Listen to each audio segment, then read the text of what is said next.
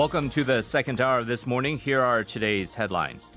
Members of the Five Eyes, the U.S.-led intelligence sharing alliance, are considering a diplomatic boycott of the 2022 Beijing Olympic Games. It has been a week since the U.S. President Joe Biden directly mentioned the boycott due to human rights issues in China, and the U.S. is urging all members of the Five Eyes, including the U.K., Canada, Australia, and New Zealand, to join the move.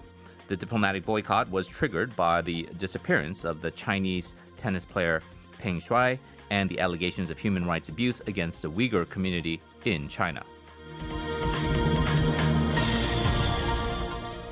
Prime Minister Kim Buk-yeom announced yesterday that the government plans to form a civilian-led consultative body with experts, NGOs, and government officials and start a social discussion on President Moon Jae-in's declaration of banning dog meat.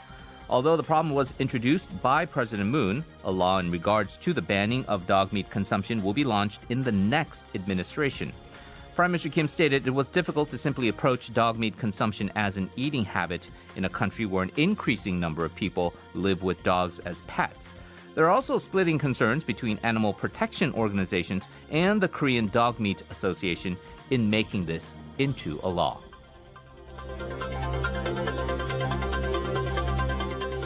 The National Police Agency Commissioner General Kim Chang-yong apologized for the inadequate response of a police officer who failed to intervene in a stabbing incident.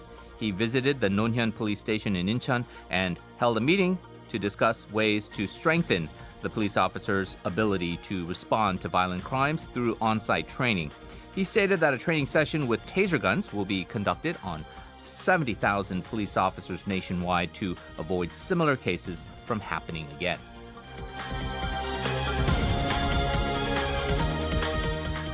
Finally, Yang Kyung-soo, the chair of the Korean Confederation of Trade Unions, was sentenced yesterday to 1 year in prison, suspended for 2 years on charges of organizing mass protests earlier this year in violation of quarantine rules.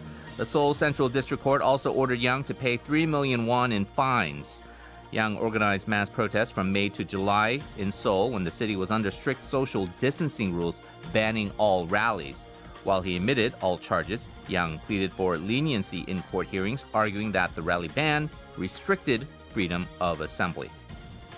And you can listen to these headlines once again on our YouTube channel by searching TBS eFM. Once there, you'll also get a script of the headlines and subtitles as well.